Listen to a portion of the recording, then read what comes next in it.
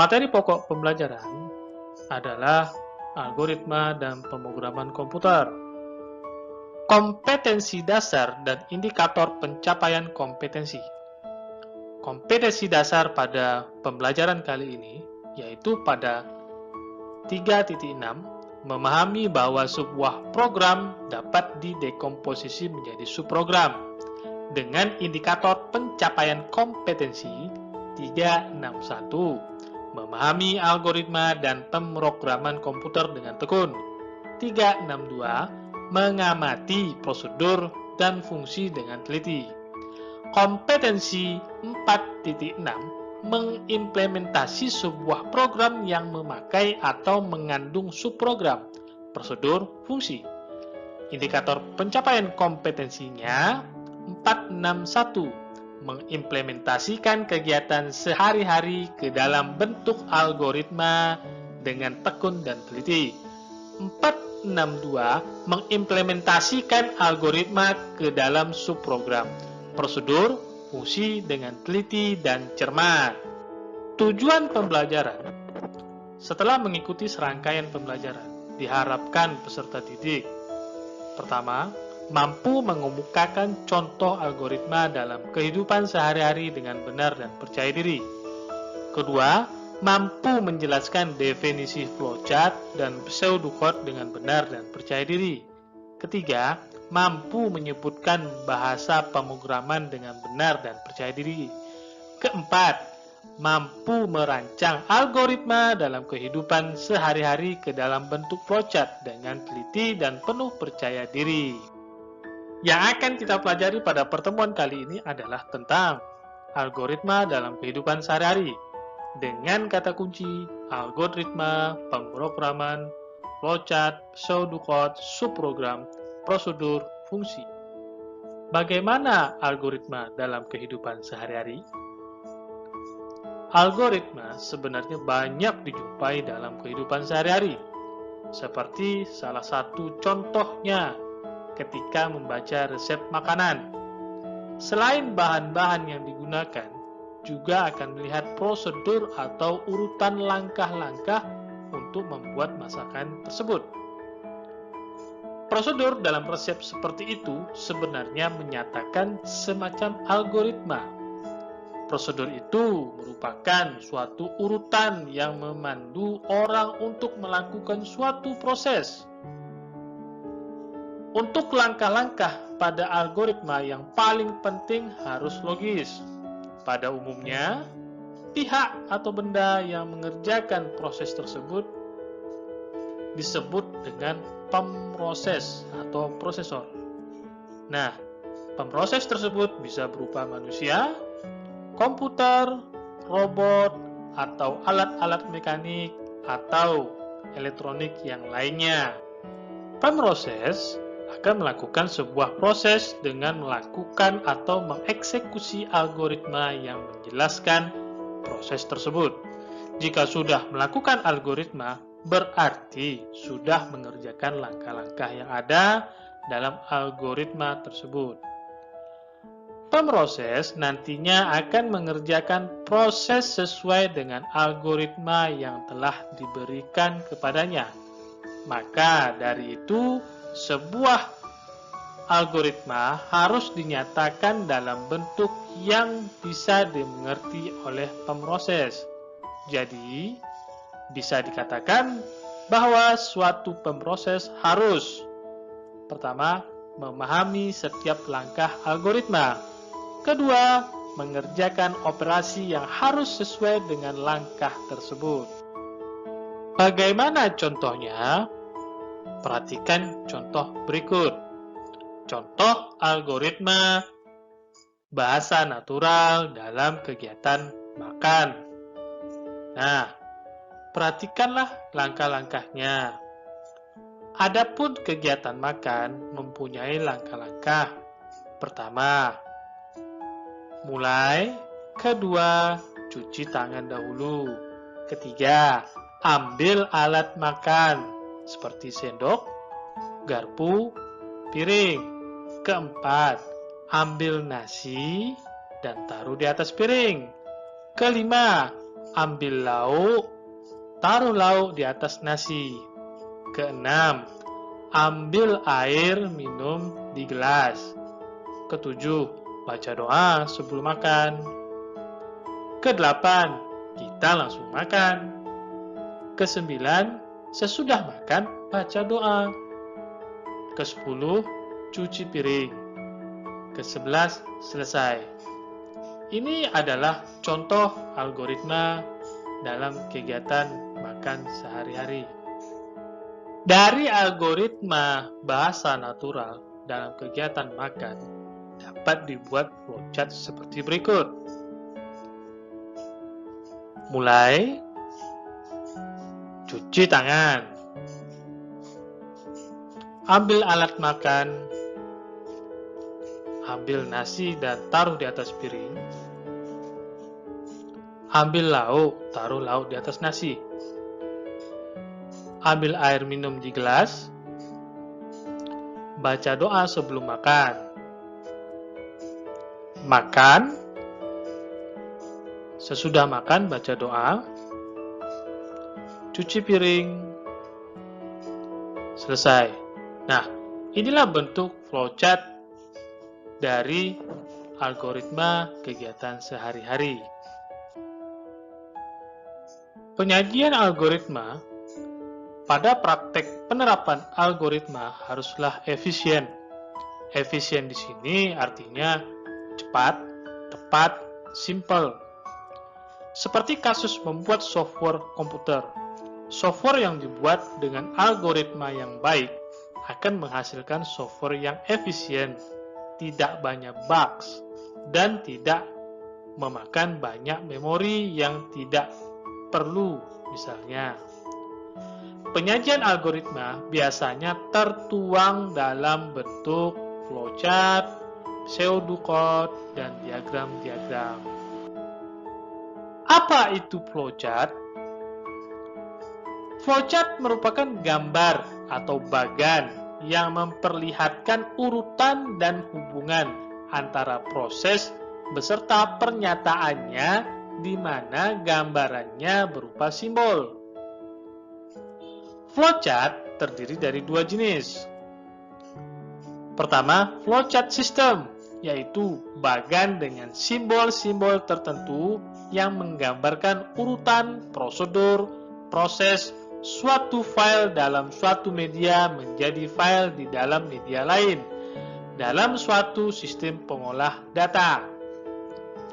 Flowchart program, yaitu bagan dengan simbol-simbol tertentu yang menggambarkan urutan proses dan hubungan antar proses secara mendetail di dalam suatu program. Berikut simbol-simbol flowchart yang digunakan dalam menyusun algoritma disajikan dalam bentuk flowchart. Nah, ada proses, decision, input-output, dokumen, preparation, loop connector, object reference, predefined process, control transfer, terminator, storage data. Nah, yang terakhir, line connector. Nah, inilah simbol-simbol yang akan kita gunakan dalam menyusun flowchart berdasarkan algoritma. Urutan dasar pemecahan suatu masalah pada flowchart yaitu: pertama, start, berisi pernyataan untuk persiapan peralatan yang diperlukan sebelum menangani pemecahan persoalan. Kedua, read, berisi pernyataan kegiatan untuk membaca data dari suatu peralatan input. Ketiga, proses, berisi kegiatan yang berkaitan dengan pemecahan persoalan sesuai dengan data yang dibaca. Keempat, write, berisi pernyataan untuk merekam hasil kegiatan ke peralatan output. Kelima, N. Mengakhiri kegiatan pengolahan. Bagaimana dengan pseudocode? Kode atau tanda yang menyerupai pseudo atau merupakan penjelasan cara menyelesaikan suatu masalah disebut pseudocode. Pseudocode sering digunakan oleh manusia untuk menulis algoritma. Contoh kasus: mencari bilangan terbesar dari dua bilangan yang diinputkan. Dengan pemecahan masalah menggunakan pseudocode, maka solusi dari pseudocode seperti berikut. 1. Masukkan bilangan pertama. 2. Masukkan bilangan kedua. Ketiga, jika bilangan pertama lebih besar bilangan kedua, maka kerjakan langkah 4. Jika tidak, kerjakan langkah 5. Keempat, tampilkan bilangan pertama. Kelima, tampilkan bilangan kedua. Inilah bentuk dari solusi pemecahan masalah menggunakan pseudocode.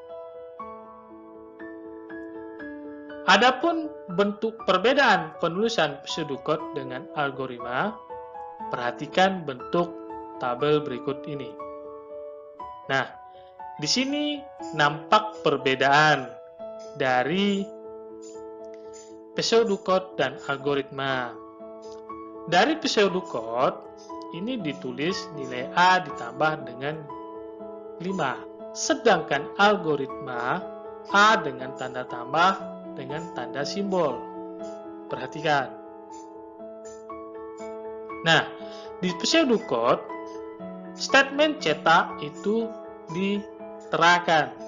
Cetak nilai A bila lebih besar dari 10. Sedangkan pada algoritma cukup menggunakan simbol.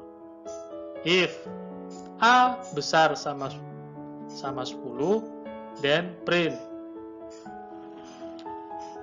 Dari hasil atau output yang telah diproses, maka dari dua bilangan ini diterakan melalui pseudocode.